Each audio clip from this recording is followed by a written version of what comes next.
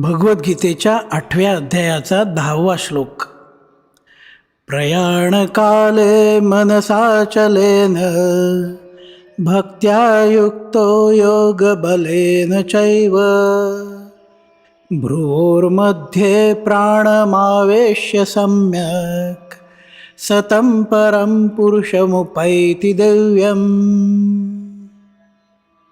जो भक्तिप्रधान असलेला पुरुष अंतःसमयी एकाग्र चित्तानं आणि योगबलानं दोन भुवयांच्या मध्ये प्राण स्थिर करून ब्रह्माचं स्मरण करतो, तो दिव्य अशा त्या परमपुरुषाला प्राप्त होतो.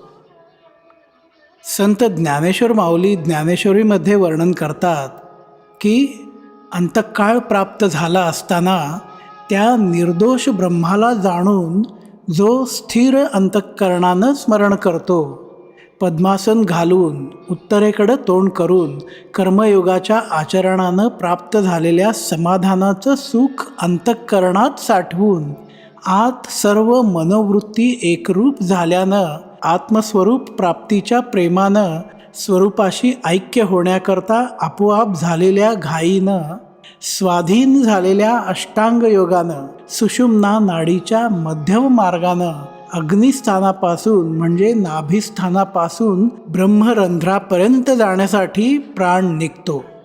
जिथे प्राण मूर्धन्य काशात म्हणजेच दोन भुवयांच्या मध्ये असलेल्या सहस्रार चक्रात प्रवेश करतो, तिथं प्राण आणि चित्ताचा वरवर संगम झालेला दिसतो.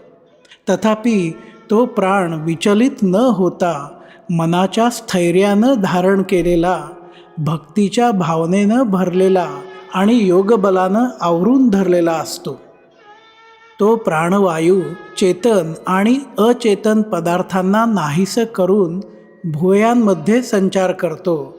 जसा घंटेचा नाद घंटेतच लय पावतो अथवा घटाखाली झाकून ठेवलेला दिवा केव्हा शांत झाला आणि शांत होताना तो कसा होता हे जसं समजत नाही, त्याप्रमाणे अरे अर्जुना, तो देहाच्या आतच प्राणाचा लय करून देह ठेवतो. जो केवळ परब्रह्म आहे आणि ज्याला परमपुरुष असं नाव आहे, असं जे माझं खास स्वरूप आहे ते होऊन तो राहतो. प्रयाणकाले मनसाचलेन भक्त्या युक्तो योगबलेन चैव भ्रुवोर्मध्ये प्राणमावेश्य सम्यक् सतं परं पुरुषमुपैति दिव्यम्. चला तर मित्रांनो, भगवान श्रीकृष्ण अर्जुनाला पुढच्या श्लोकामध्ये काय सांगतात हे ऐकण्यासाठी आपण लवकरच भेटूया. तोपर्यंत जय श्रीकृष्ण.